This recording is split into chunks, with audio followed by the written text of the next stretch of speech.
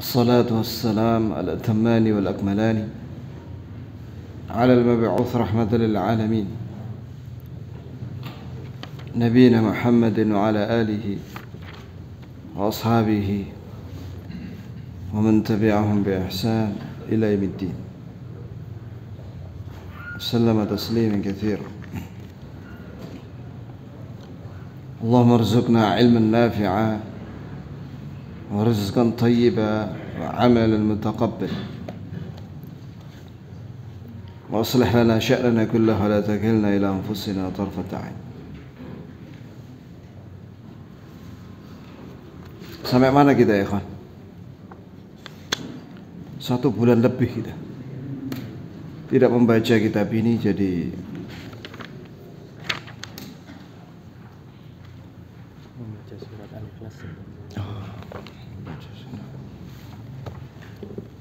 Qira'atu surat Al-Ikhlas, qira'atu surat Al-Ikhlas qabla iqamati salat.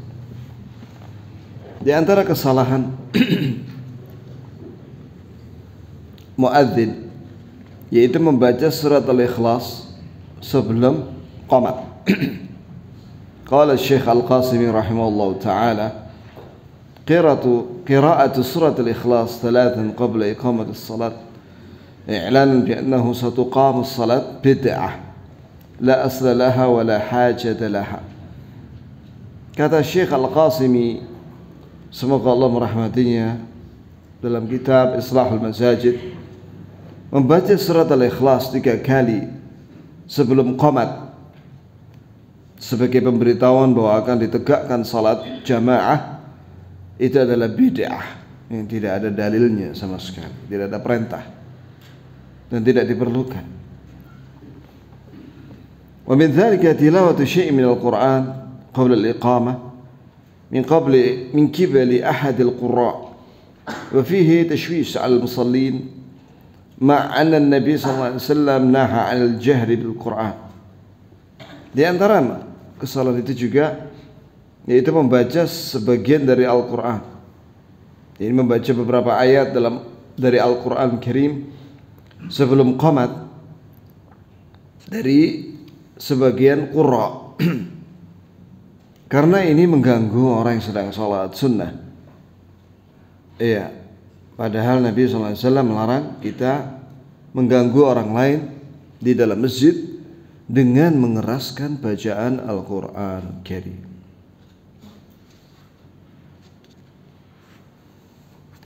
Itu jamaah sekalian. Kalau di tempat kita ini banyak sekali orang ganggu orang sholat sunnah itu dengan bacaan-bacaan pakai mikrofon, mengganggu orang yang sedang sholat sunnah. Terkena dengan hadis Nabi sallallahu alaihi wasallam, la yajhar ba'dukum ala ba'din bil Qur'an. Janganlah seorang di antara kalian saling mengganggu dengan mengeraskan bacaan Al-Qur'an kalian. Kecuali kalau semuanya baca Quran, ini menjelang adzan Jumat tuh, ya semuanya baca Quran, ya sudah, maka tidak mengapa di situ karena semuanya baca Quran dengan suara keras masing-masing.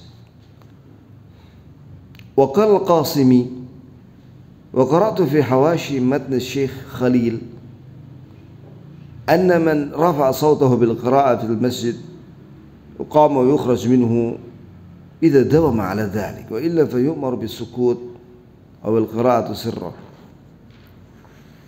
Berkata Syekh Al-Qasimi, ya, aku membaca dalam buku di hawashi catatan kaki matan Syekh Khalil, barang siapa yang sendirian, dia sendirian di maksudnya ada orang baca Quran dengan keras di masjid, yang lainnya tidak baca Quran dengan keras.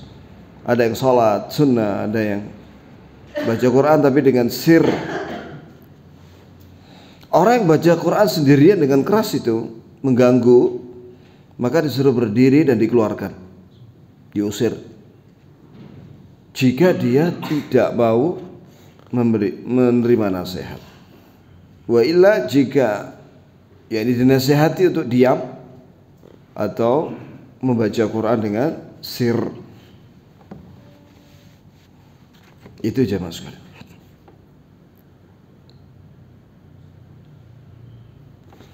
Tapi antum ketika memberikan nasihat adalah dengan cara yang baik. Ya, ini mengusir di sini adalah wewenang takmir, bukan jamaah. Ya, sebab kalau jamaah mengingkari dengan keras, nanti akan terjadi apa? Pertengkaran.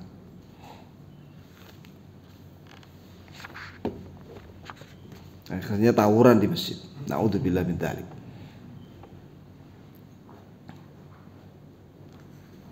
Pernah ada seorang mematikan mikrofon. Antara adzan dan qomat itu ada orang teriak-teriak gitu kan. Ada seorang baru ngaji, langsung dia mematikan mikrofon. Wah, gegeran ya kawan. Ya, nasallahu salamatul afiyah. Ya, semoga Allah Azza wa Jalla memberi hidayah kepada para takmir sehingga menegakkan sunnah di masjid-masjid mereka. Amin ya rabbal alamin. ويلحق بهذا البدع قولهم بعدها إلى أشرف المرسلين الفاتحة أو إلى أرواح المسلمين أو إلى من نحن بحضرته إذا كان في المسجد قبر أو مزار والعياذ بالله. Di antara kesalahan di sini juga ya, yaitu sebelum qomat membaca ditujukan kepada Rasul yang paling mulia, Al-Fatihah. Ditujukan kepada ruh nyawa kaum muslimin, Al-Fatihah.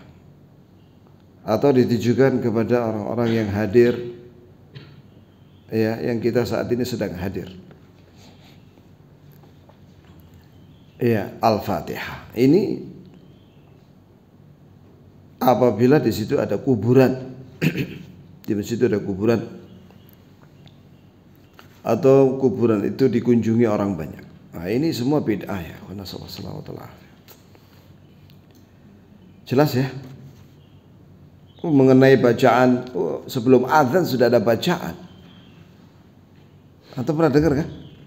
Sebelum azan sudah manggil-manggil Rasulullah. Ya Rasulullah. Ngapain itu manggil-manggil Rasulullah ya akhi? Ya. Orang kalau sebelum adzan, sebelum subuh itu banyak istighfar. Sunnahnya banyak istighfar. Wal mustaghfirina bil ashar. Minta ampun pada waktu sahur. Itu sunnah. Nah, ini manggil-manggil dengan mikrofon, menara, mic speaker menara, manggil-manggil Rasulullah. Kenapa yang tidak manggil Allah Subhanahu wa taala? Ya Allah. Iya kan? Harusnya kan berdoa kepada Allah. Lah ini kok manggil-manggil Rasulullah, itu apa maksudnya?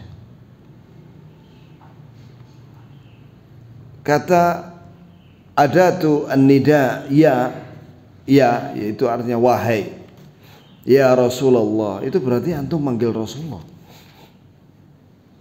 Kalau itu diiringi dengan penyebutan hajat, itu syirik. Berarti antum berdoa kepada Rasulullah. Itu ya kawan. Di antara tanda kiamat, dhuhuru al-jahl. Di antara tanda kiamat, nampak orang berbuat bodoh dalam agama. Maka kita harus mengaji sunnah dan mengamalkan sunnah. Kemudian di antara kesalahan dalam salat, salatun nafilah idza uqimatis salat.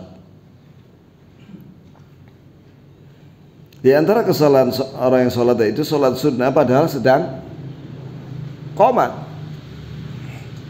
Misalnya salat tahajud qabliyah subuh misalnya.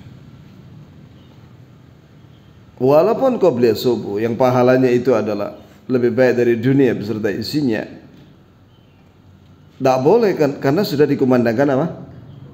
Qomat. dalilnya. An Malik bin Buhainah radhiyallahu anhu anna Rasulullah sallallahu alaihi wasallam ra'a rajulan wa qad uqimatis salat yusalli rak'atain. Falamma insaraf Rasulullah sallallahu alaihi wasallam ladha bihi an-nas. Wa qala lahu Rasulullah sallallahu alaihi wasallam as-subhu arba'a as-subhu arba'a. Ini hadis sahih Bukhari. Ya, bahwa Rasulullah SAW pernah melihat ada seseorang laki-laki sholat 2 rakaat padahal sudah qomat. Ya, ini sholat sunnah. Ketika Rasulullah SAW melihat dia itu dan menemui orang itu, mendatangi orang itu, sehingga orang-orang mengikuti Rasulullah. Maka Rasulullah berkata kepada laki-laki itu, apakah salat subuh 4 rakaat? Apakah salat subuh 4 rakaat? Fi hadzal hadits, dalam hadis ini terkandung faedah inna ad-dukhula ma'al imam fi salat 'inda sama'il iqamah aula min rak'atil fajr, aula min rak'atay al-fajri. Sesungguhnya masuk ke dalam salat jamaah bersama imam ketika mendengar qomat, yakni selesai qomat, salat berjamaah bersama imam lebih utama daripada 2 rakaat qabliyah subuh. Waqad azhara Rasulullah sallallahu alaihi wasallam al-karahiyah liman fa'ala dzalik. Rasulullah menampakkan tidak senang dengan orang yang melakukan itu. Walam yunkir ala man qadaha ba'da al-fariidah. Nah, perhatikan ya ikhwan. Dan Nabi tidak mengingkari kepada seorang yang mengqadha qabliyah subuh dilakukan ba'da salat wajib subuh. Nabi tidak mengingkari. Qadha qabla subuh dikerjakan ba'da salat subuh itu ada dalilnya. Dan dilakukan boleh juga ba'da tulu'i syams, setelah terbit matahari.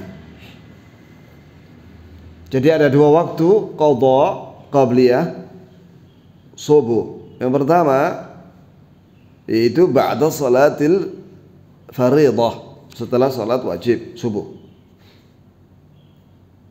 salat sunnah qabliyah subuh qadha'an, qadha. Yang kedua ba'da tulu'i syams, yang kedua itu setelah terbit matahari. Kedua riwayat itu disahkan oleh Syekh Al-Albani sebagaimana dinyatakan oleh muridnya Syekh Husain Al-Awaisyah dalam Mawsu'ah Fiqhiyah ya minal kitab wa sunnah. An Abi Hurairah radhiyallahu anhu an Nabi sallallahu alaihi wasallam qala, dari Abu Hurairah dari Nabi sallallahu alaihi wasallam bahwa Nabi sallallahu alaihi wasallam bersabda, "Idza uqimatis salatu fala salata illa al-maktubah." Apabila dikumandangkan qomat oleh muadzin, nah di sini menunjukkan ya kan bahwa yang berhak untuk qomat itu muadzin, kecuali kalau muadzinnya sudah memberikan apa diwakili oleh yang lainnya, begitu ya. Tapi yang berhak qomat itu muadzin. Apabila muadzin itu qomat, maka tidak ada lagi salat sunnah kecuali salat wajib. Hadis ini dikeluarkan oleh Imam Muslim dalam sahihnya. Fi hadzal hadits, dalam hadis ini an-nahy as-sarih al iftitah an-nafilah ba'da iqamatis salat. Di dalam hadis ini terkandung faedah, larangan jelas memulai sholat sunnah ketika dikumandangkan apa? Qomat atau setelahnya, setelah qomat. Sa'ungkanat ratibah, sama saja itu larangan sholat sunnah, apakah itu nafilah, sholat sunnah rawatib yang mengiringi wajib, ke sunnatul subhi seperti sholat sunnah qabli subuh, al-zuhur qabli al-zuhur, wal-asr atau qabla al-asr, am ghairuha atau yang lainnya seperti tahiyatul masjid. Wa hadza madhhab Syafi'i wal jumhur, dan ini adalah mazhabnya Syafi'i dan jumhur mayoritas para ulama. Ini diterangkan dalam kitab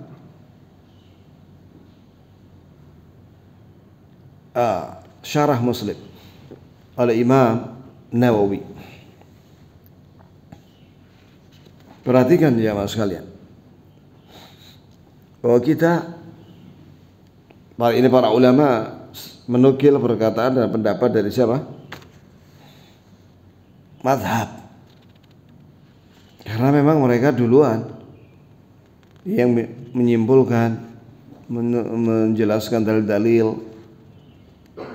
Ya, nah kita belakangan, maka kita mengambil faedah dari ulama madhab fikih seperti Abu Hanifah, Malik, Syafi'i, Ahmad, Dawud al-Dhahiri, dan juga ahlul hadis. Tidak mungkin kita keluar dari madhab yang 6 itu. Abu Hanifah, Malik, Syafi'i, Ahmad, Dawud al-Dhahiri atau Dhahiriyah, dan ahlul hadis. Memangnya kita mau bikin mazhab sendiri? Bisakah antum bikin mazhab sendiri? Tidak mungkin. Misalnya nanti ngarang buku fikih, langsung diambil dalam Kutubus Sittah, Bukhari, Muslim, Abu Dawud, Tirmidzi, Nasai, Ibnu Majah. Sulit ya. Pasti harus niru ulama sebelumnya yang sudah memberikan bab-bab, yaitu ulama madhab. Hatta para ulama yang sekarang yang ngarang buku fikih seperti Said Sabiq dalam Fiqh Sunnah, itu dia nggak bisa lepas dari bukunya ulama dahulu dalam memberikan bab-babnya, ya, menulis judul-judul babnya. Jadi kalau ada orang mengatakan saya tidak butuh madhab, berlebihan dia. Memangnya dia hafal Quran dan hadis, sehingga dia mengatakan tidak butuh madhab. Ya, kita mengambil ilmu dari seluruh madhab fikih. Begitu, yang bahkan juga mengambil ilmu dari ulama yang membaca buku madhab. Itu yang dikenal dengan ulama muhaqqiqun, ahli tahqiq, yang membaca buku para ulama madhab. Siapa saja di antara mereka? Syekhul Islam bin Taimiyah. Seperti siapa lagi? Ibnu Qayyim. Siapa lagi? Ibnu Katsir.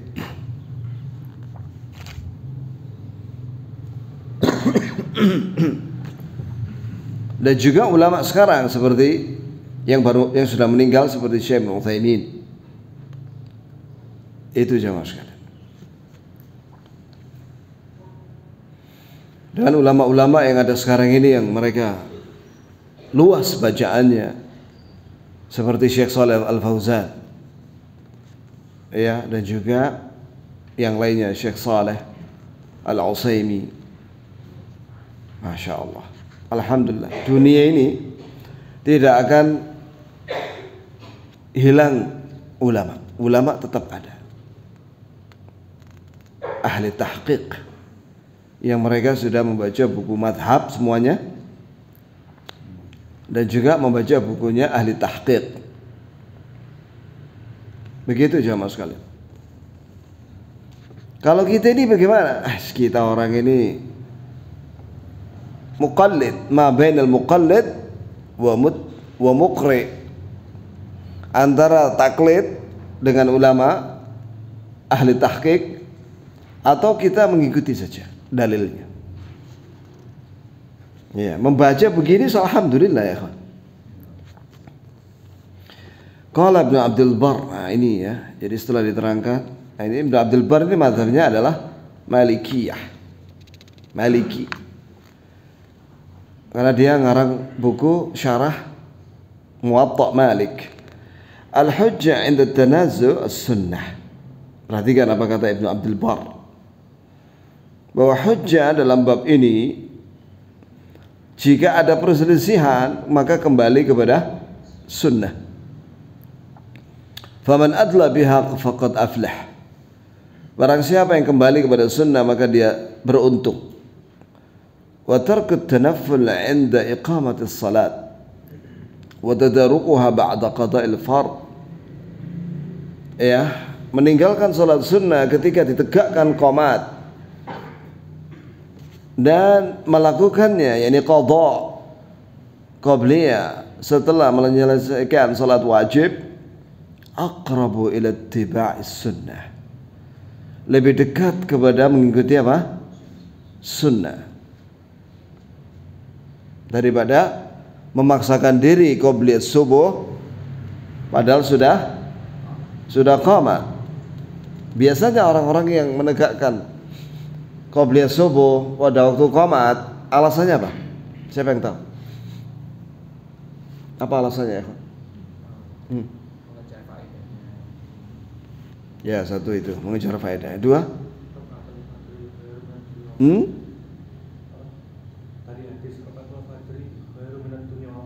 Ya itu sudah. Apalagi? Sebagian mereka alasannya kalau sholat subuh itu biasanya rakaat pertama itu panjang. Itu alasannya. Toh saya juga dapat rukuk nantinya, katanya begitu. Tapi ketahuilah kalimat yang dia ucapkan itu bertentangan dengan hadis Nabi.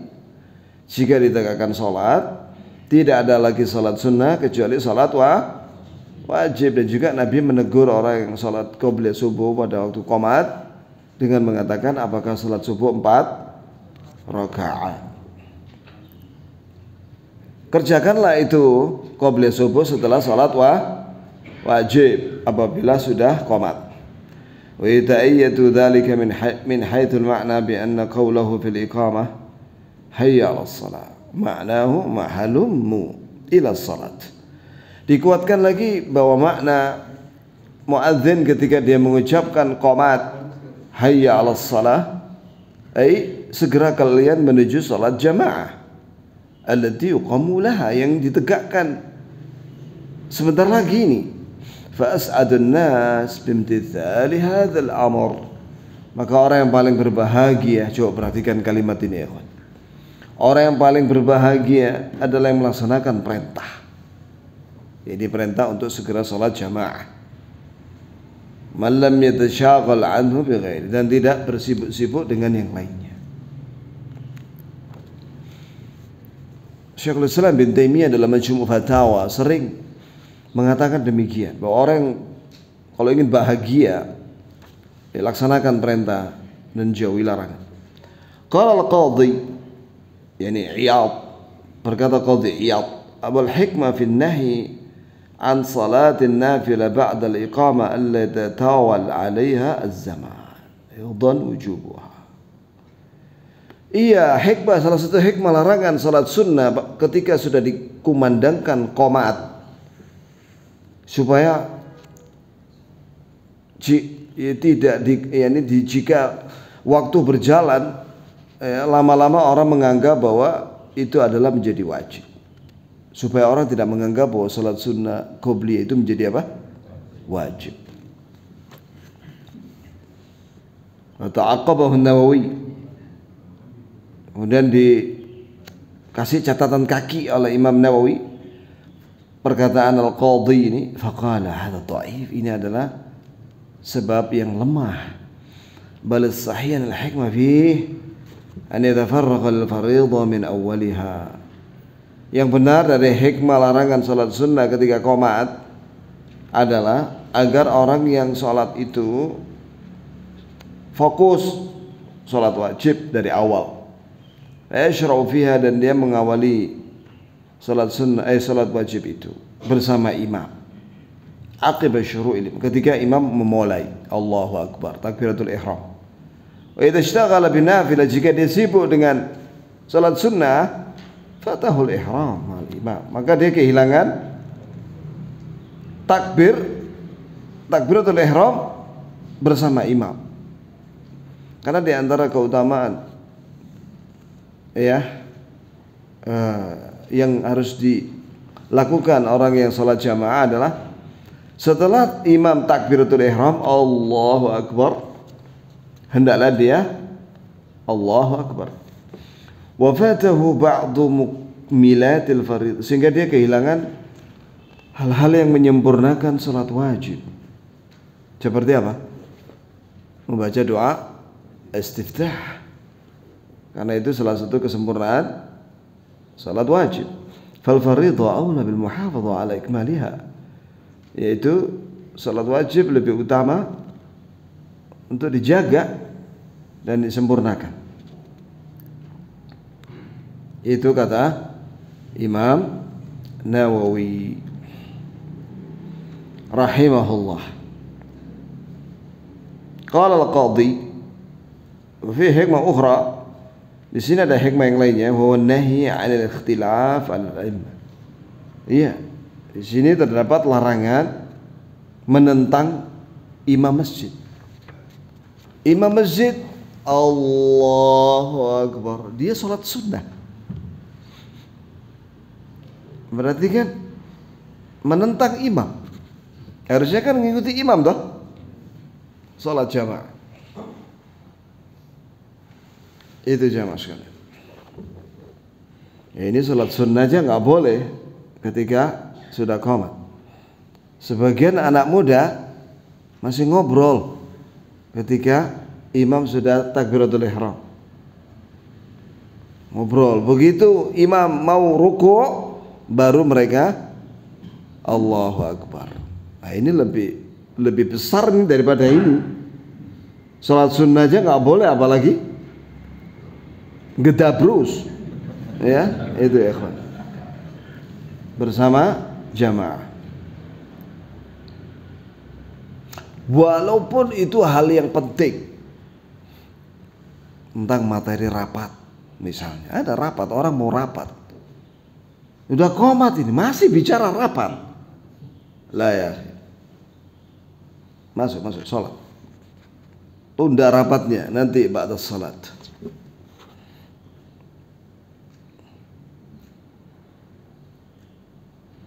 Baik. Mimma sabaqa yatabayyanu lana, dari penjelasan tadi jelaslah bagi kita khata'u ba'dil musallin ya'tuna fayajiduna al-imam fi rakatil ula wa tsaniyah wa la yandammuna mubasharatan lil jamaah. Nah, ini dia. Dari sini kita bisa mengetahui kesalahan sebagian orang yang salat. Mereka mendatangi masjid, mendapati imam di rakaat pertama atau kedua, dia tidak segera bergabung bersama jamaah. Bal yatanahawna nahiyah, dia menjauh sedikit liyusallu sunnah, untuk salat sunnah. Ya, ini salah jelas. Wa ahyanan yudrikuna al-imam wa fil qu'ud al-akhir, ada lagi yang mendapati imam ya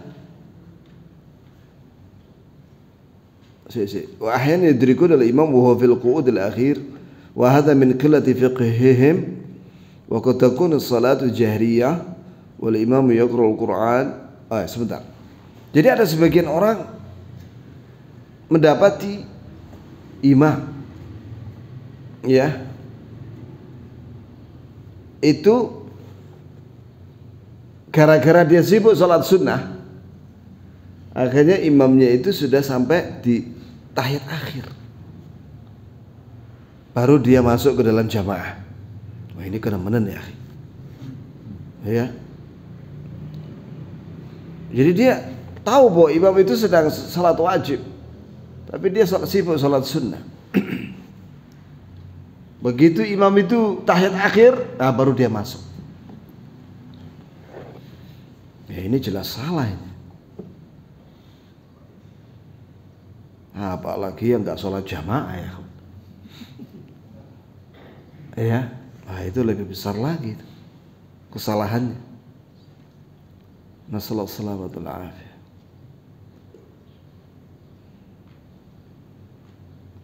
Saya pernah ke daerah Mahakam Ulu, naik speed dari Melak. Bukan dari Melak, di atasnya Melak. Perjalanan dari Melak menuju pelabuhan itu sungai, kurang lebih setengah jam. Terus dari pelabuhan itu menuju Ulu, itu 2 jam naik speed. Di situ banyak mu'alaf di situ. Habis pengajian, ba'da maghrib sampai isya, dikumandangkan azan. Jamaah pada pulang, nggak sholat isya. Saya tanya, kemana jamaah? Pulang Ustaz. Loh, nggak sholat isya? Sholat isya di rumah masing-masing gitu. Ya sudah. Jadi masih banyak ya kawan yang tidak mengerti Islam. Ya, itu ya kawan. Nasallahu salamatul afiyah. Ya semoga Allah keluarkan dari keturunan mereka yang mengerti Islam sehingga mengajari komunitas mereka. Amin ya rabbal alamin. Wa hadza min kilna wa qad takunu as-salatu jahriyah. Kadang salatnya ini jahriyah. Wal imamu yaqra'ul Qur'an, imam sedang baca Quran dengan keras, wa hum ma'al istima'i wal insati ghafilun. Tapi mereka tidak mau mendengar dan tidak diam. Ini mereka belum mau masuk salat, pasti gedabrus, ngobrol. Yarka'un wa yasjudun bisur'ah. Kemudian mereka ruku dan sujud dengan cepat. Ya, liyudriku juz'a minas salat ma'alim, supaya mendapati sebagian daripada rakaat bersama imam. Wa yahsabuna annahum qad asabu hadafain bi rumyatin wahidah. Mereka menganggap dengan cepat-cepat begitu mendapati 2 hal sekaligus dengan gerakan cepat. Wa hum fil haqiqah, mereka ini sebenarnya lam yafqahu min salatihim. Mereka tidak paham dari salat mereka itu, allati tatawwa'u fiha syai'an. Maksudnya begini, yakni ketika imam sudah salat nih, yakni takbiratul ihram, mereka salat sunnah qabla subuh. Kemudian karena imamnya bacaannya pendek-pendek, jadi dalam kondisi salat tahiyat akhir. Maka orang yang salat sunnah tadi itu masuk ketika imam sedang tahiyat akhir, maka dia salatnya cepat-cepat. Wajib itu sendiri di shaf makmum. Allahu Akbar. Terus rukuk dia. Tidak. Imam lagi tahiyat akhir ini. Kemudian dia berdiri lagi baca Al-Fatihah. Kemudian dia ruku. Tidak, dengan cepat, terus tahiyat akhir masuk bersama imam. Yang seperti ini ingin mendapatkan pahala sunnah dan wajib dengan menyelisihi sunnah Nabi Muhammad sallallahu alaihi wasallam. Wa ma ja'ala Allah lirajul min qalbin fi jawfi. Tidak mungkin seorang itu dalam hatinya memikirkan 2 hal. Ini kalau sedang sibuk salat jamaah, ikut jamaah. Jangan salat sunnah lagi. Begitulah ya kawan. Yang berikutnya, tanafful ba'da tulu'il fajri bi salatin la sabab laha. siwa rakaat as-subh. Nah, ini perhatikan ya, penting ini ya, kawan. Itu salat sunnah setelah muncul adzan subuh yakni, dengan salat yang tidak ada sebab selain 2 rakaat qobliyah subuh. Artinya apa? Bahwa Rasulullah SAW salat antara adzan dan qomat subuh itu cuma 2 rakaat. Dan 2 rakaat itu bisa digabung niat qobliyah subuh dan tahiyatul masjid. Ini banyak orang tidak paham masalah. Dalilnya perhatikan di sini. An Hafsah radhiyallahu anha. Dari Hafsah, semoga Allah meridhoinya. Siapa Hafsah ya, ikhwan? Istri Nabi sallallahu alaihi wasallam. Berkata, "Kana Rasulullah sallallahu alaihi wasallam idza tala al-fajr." Bahwa Rasulullah sallallahu alaihi wasallam apabila muncul subuh, yakni subuh, adzan subuh, la yusalli illa rak'atin khafifatain. Tidak salat sunnah kecuali 2 rakaat ringan, yaitu qobliyah subuh. Ini hadis Muslim, riwayat Muslim, sahih.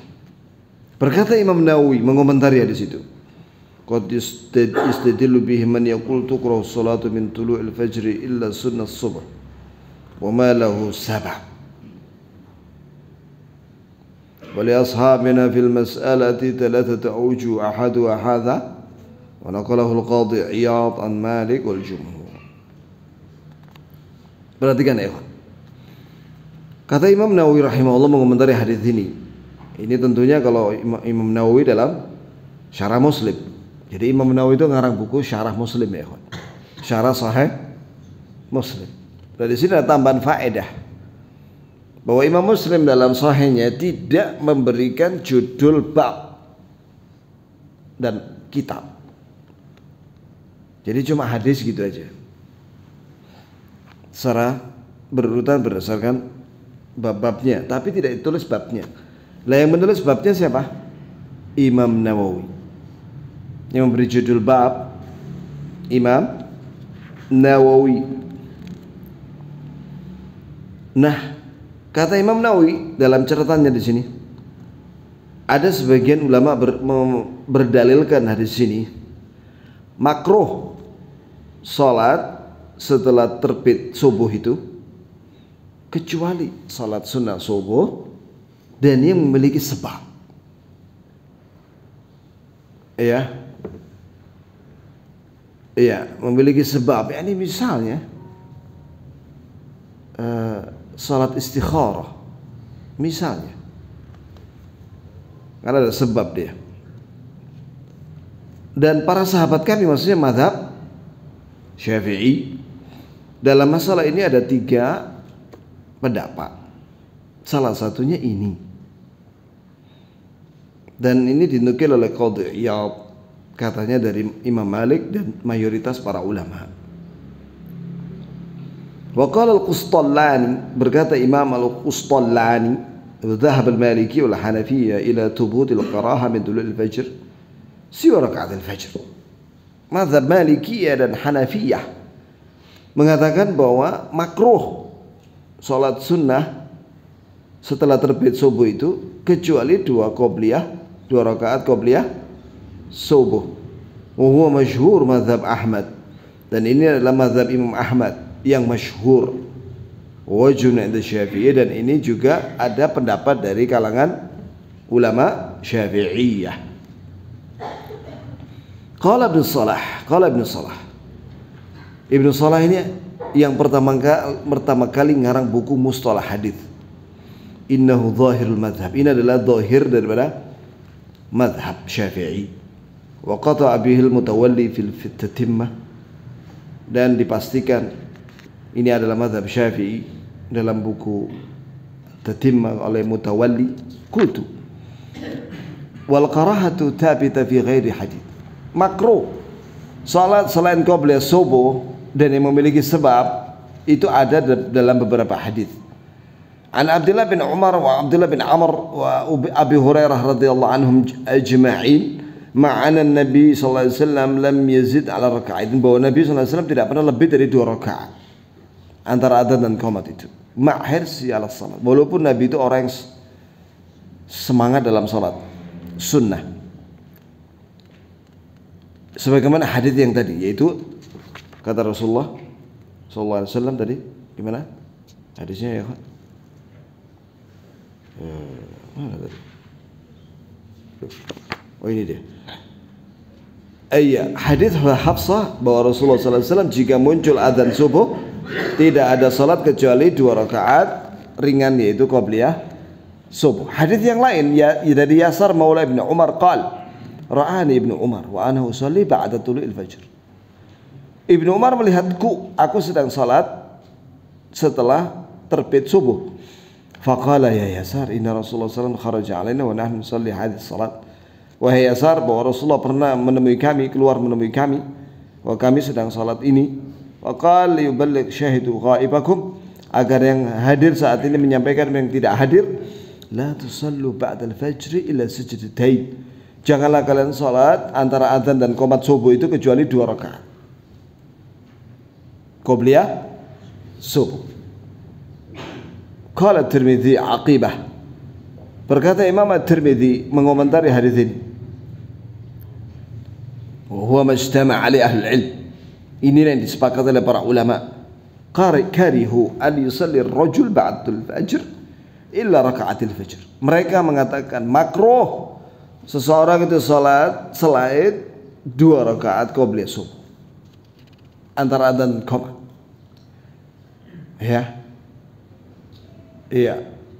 Ini dikeluarkan juga dikeluarkan oleh Imam At-Tirmidzi dalam Jami' At-Tirmidzi. Undur ta'aqqub Ibnu Hajar At-Tirmidzi fi Talkhis Al-Habir faqad istaqrab al-ijma' al-a'na.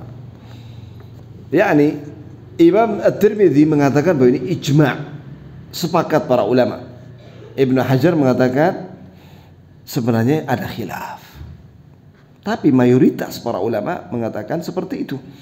Warawal Baihaqi wa ghairuhu bi sanadin sahih an Sa'id bin Musayyib annahu ra'a rajulan yusalli ba'da al-fajr akthar min rak'atain. Sebutkan oleh Imam Al-Baihaqi, ya, dan yang lainnya dengan sanad yang sahih dari Sa'id bin Musayyib. Sa'id bin Musayyib itu seorang tabi'i, bahwa dia melihat seorang laki-laki sedang salat antara adzan dan qomat subuh lebih dari 2 rakaat. Dan dia banyak rukuk dan sujud, lebih dari 2 rakaat pokoknya, bisa 4 rakaat atau 6 rakaat. Maka Sa'id melarang dia. Ya Aba Muhammad, ya adzibunillahu ala salat. Perhatikan fikihnya tabi'i. Ini orang yang dilarang salat itu oleh Sa'id bin Musayyib. Jadi Sa'id bin Musayyib melarang dia, kamu jangan banyak-banyak salat, 2 rakaat saja antara adzan dan qomat. Apa kata orang itu? Apakah Allah akan menyiksa saya dengan salat? Apa jawaban dari Sa'id? La, walakin yu'adzibuka ala khilafis sunnah. Tapi Allah akan menyiksamu karena kamu menentang sunnah. Karena sunnahnya adalah 2 rakaat saja. Begitu ya. Wa hadza min bada'i ajwibati Sa'id bin Musayyib. Ini termasuk yang menakjubkan dari jawaban Sa'id ibn Musayyib rahimahullah, wa huwa silah qawi al-mubtadi'. Ini senjata yang kuat terhadap ahlul bid'ah alladzina yastahsinun katsirun minal bid'ah, yang mereka mengatakan bahwa banyak bid'ah itu jadi bagus gara-gara kalimat itu, ya, bismi annaha dzikrun wa salat, dengan alasan bahwa itu zikir dan salat. Thumma yunkiruna ala ahli sunnah, kemudian mereka mengingkari ahli sunnah. Ingkar dzalika alim, yang mengingkari perbuatan bid'ah mereka. Wa yattahimunahum bi annahum yunkiruna dzikr was salat, mereka menuduh bahwa ahli sunnah mengingkari zikir dan salat. Wa hum fil haqiqah innama yunkiruna khilafahum lis sunnah. Sebenarnya hakikatnya adalah ulama ahli sunnah itu hanya mengingkari mereka karena mereka menentang sunnah fi dzikri was salat, dalam bab zikir dan salat dan yang lainnya. Allahu Akbar. Itu ya.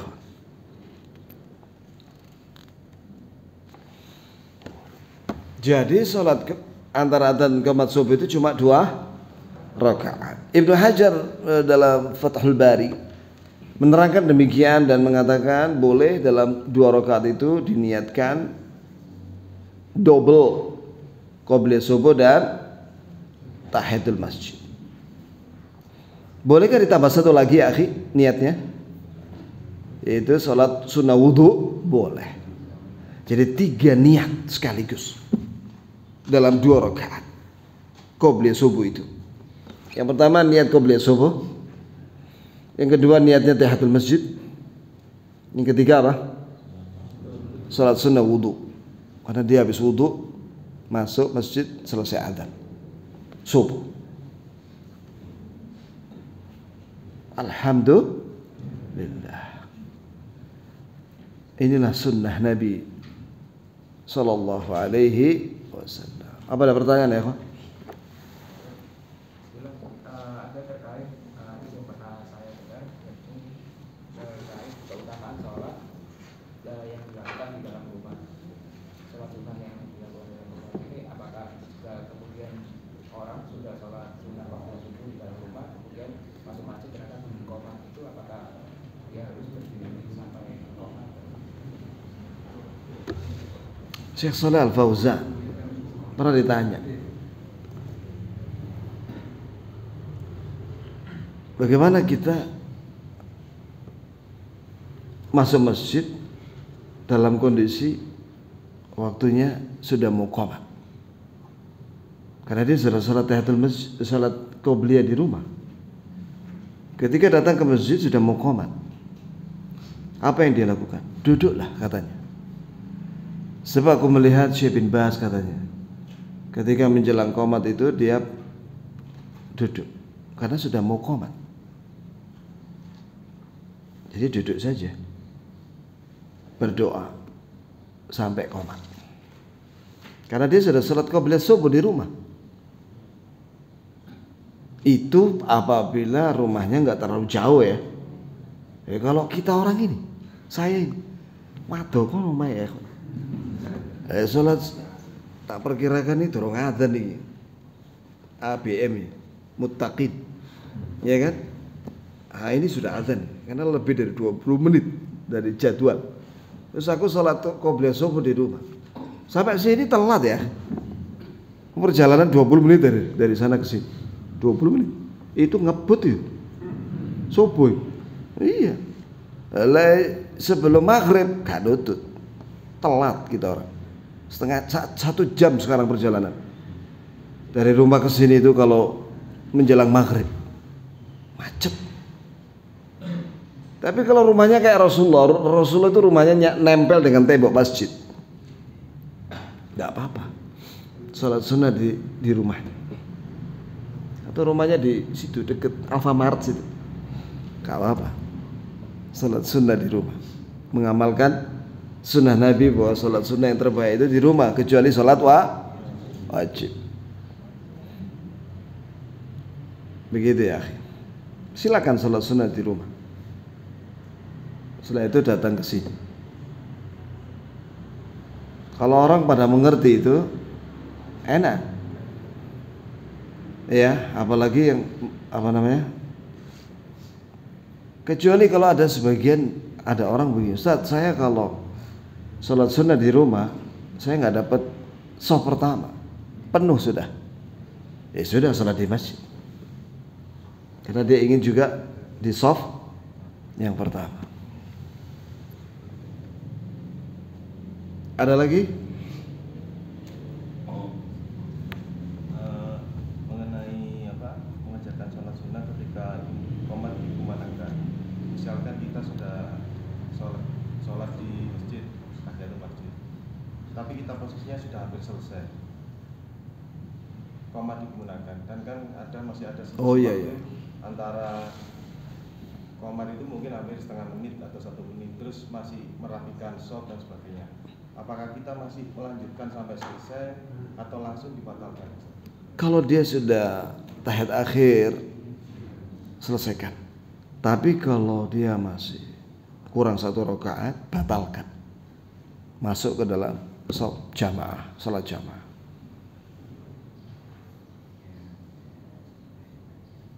Jelas? Iya. Atau kalau dia tahu bahwa tinggal 2 menit kan tidak cukup ya, tidak cukup qobliyah subuh, tinggal 2 menit, ya sudah, duduk aja. kerjakanlah ba'da wajib. Ya, terakhir. Dalil yang tidak dimakruhkan untuk sholat lebih dari 2 rakaat ini, apa berlaku juga untuk qobliyah mulai misalnya qobliyah? Nah, itu untuk qobliyah subuh. Itu hanya untuk qobliyah subuh saja. Adapun untuk selainnya boleh tahiyatul masjid. Ya, boleh juga digabung, boleh tidak. Karena qobliyah zuhur itu ada 4 rakaat. Itu sunnah, 4 rakaat itu sunnah ya kawan, muakkadah. Iya. Bagaimana tahiyatul masjid? Boleh digabung dengan salah satu yang ada di situ. 2 rakaat yang pertama atau yang kedua. Ya, alhamdulillah. Kita mohon kepada Allah Azza wa Jalla dengan perantara namanya yang maha bagus, sifatnya maha tinggi. Allahumma ighfir lana dhanbana kullahu diqqahu wa jullahu wa awwalahu wa akhirahu wa alaniyatahu wa sirrahu. Rabbana atina fid dunya hasanah wa fil akhirati hasanah wa qina adzaban nar. Amin ya rabbal alamin. Sallallahu alaihi wasallam ala nabiyyina Muhammadin wa ala alihi wa sahbihi wasallam. Wa akhiru da'wana alhamdulillahi rabbil alamin. Subhanakallahumma wa bihamdik, asyhadu an la ilaha illa anta astaghfiruka wa atubu ilaik. Assalamualaikum warahmatullahi wabarakatuh.